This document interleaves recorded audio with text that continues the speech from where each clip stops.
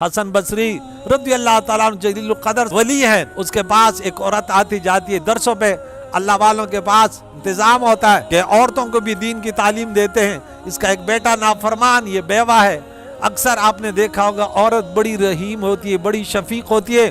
شوہر جب انتقال کر جائے، ایک بیٹا ہو، دو بچے ہوں، بڑے واقعات اس پر موجود ہیں، لیکن وہ اپنی سب کچھ فنا کر دیتی ہے ان بچوں کے لیے۔ مردوں میں اتنی وفا نہیں ہوتی، اکثر جلدی فوراً شادی کر لیتے ہیں، لیکن عورت اپنے بچوں پر جو ہے نا بڑی وفادار ہوتی ہے۔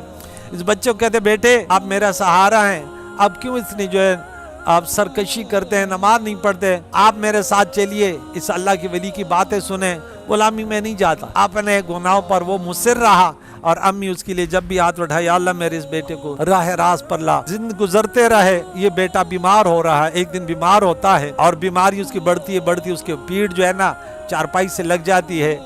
اور یہ اس کو کہتے بیٹے آپ نے کتنے گناہ کیے، توبہ کر۔ بولا امی آج میں توبہ کرتا ہوں، اور میری حالت خراب ہے، آپ جائیں اور اس اللہ کے ولی سے کہہ دیں کہ مجھے توبہ کا طریقہ بتا دے، مجھے تو طریقہ بھی نہیں آتا، میں اللہ تعالیٰ سے معافی کیسے مانگوں۔ آج یہ ماں، یہ بے سہارا عورت، یہ بیوہ عورت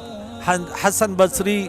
رضی اللہ تعالیٰ عنہ کے پاس جاتی ہے اور وہاں کہتی ہے کہ میرا بیٹا بیمار ہے، وہ بڑا ناکارہ تھا، اس کے لیے میں نے آپ سے بڑی دعائیں کروائی، ان کے میں نے توبہ کا بولا نہیں، لیکن آج اس کا عقل ٹھکانے لگا، اور آج وہ کہتا ہے میں توبہ کرتا ہوں، لیکن وہ چلنے پھرنے کا نہیں ہے۔ اگر میرے ساتھ آپ جائیں، توبہ ان کو بتائیں کہ توبہ کس طرح کیا جاتا ہے۔ حسن بصری کہتے ہیں میرے پاس اب ٹائم نہیں ہے، میں درس دے رہا ہوں، میرے پاس ٹائم نہیں ہے، میرے پاس بہت سارے لوگ ہیں۔ حسن بصری اپنے درس میں لگ گئے، یہ عورت آئی تو بیٹے سے کہا کہ اے بیٹے تو بد نصیب ہے، آج تو اللہ کے ولی نے بھی تیرے توبہ قبول کرنے سے معذرت کی۔ بولے میرے پاس ٹائم نہیں ہے۔ بیٹا گڑ گڑانے لگا، یا اللہ تو بڑا رحیم اور کریم ہے، میری توبہ قبول کر لے، میں یا اللہ تعالیٰ اپنے گناہ سے توبہ کرتا ہوں۔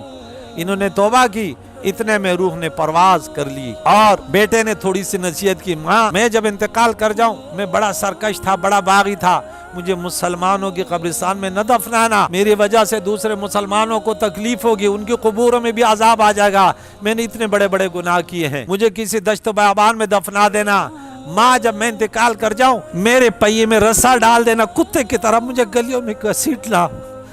تاکہ میرے دوستوں کو پتہ چل جائے کہ جو اللہ کا نافرمان ہوتا ہے، ماں کا نافرمان ہے، ان کا انجام یہ ہوتا ہے۔ ماں مجھے اس قسم کے میرے ساتھ ایسے سلوک کرنا تاکہ میرے دوست آئندہ ایسے کوئی نہ کرے۔ وہ انتقال کر جاتا ہے، ان کی والدہ لوگوں ادھر ادھر بھاگ دوڑ کرتی ہے کہ ان کو غسل دو، جنازے کا وہ کرو، کچھ بندوبست کرو، پھر بھی دل بے چین ہے۔ اولاد بڑی پیاری ہوتی، پھر بھی حسن بصری رضی اللہ تعالیٰ عنہ کے پاس حاضر ہوتی ہے کہ آ کر میرے بیٹے کا نماز جنازہ پڑھا ہے، کیونکہ اللہ کے ولیوں کے زبانوں میں بڑی تاثیر ہوتی ہے، ہو سکتا ہے میرے بیٹے کے لیے دعائیں مغفرت کرے، جنازہ کرے، اللہ ان کی مغفرت فرما دے۔ حسن بصری کے دربار میں جاتی ہے، اس سے کہتی ہے میرے اب اس بیٹے کا انتقال ہو گیا، اگر آپ نماز جنازہ پڑھا دیں تو بہت اچھا ہوگا۔ وہ کہتے ہیں نہیں،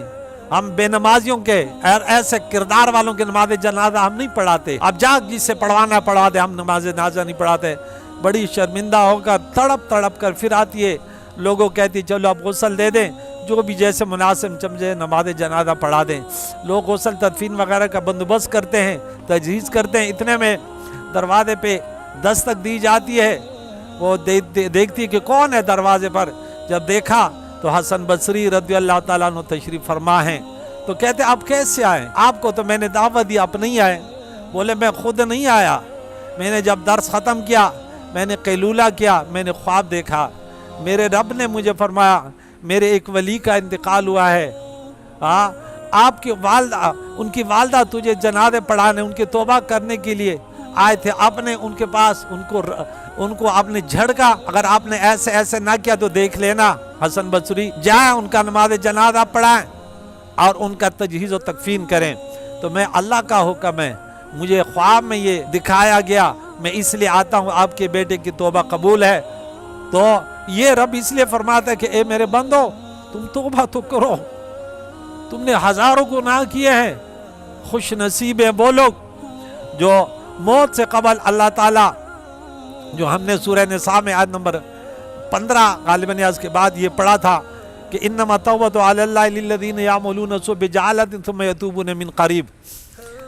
کہ وہ لوگ اللہ تعالیٰ کا ذمہ کرم پہ ان لوگوں کا توبہ ہے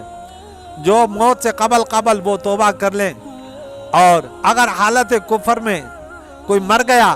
توبہ نہ کی، اگر حالت ایمان میں تھا تو پھر بھی اللہ تعالیٰ کی مرضی ہے کہ معاف کرے یا اس کو سزا دے، لیکن اگر کافر مرا تو پھر اس کی توبہ، پھر مرنے کے بعد اس کا کوئی فائدہ نہیں ہے۔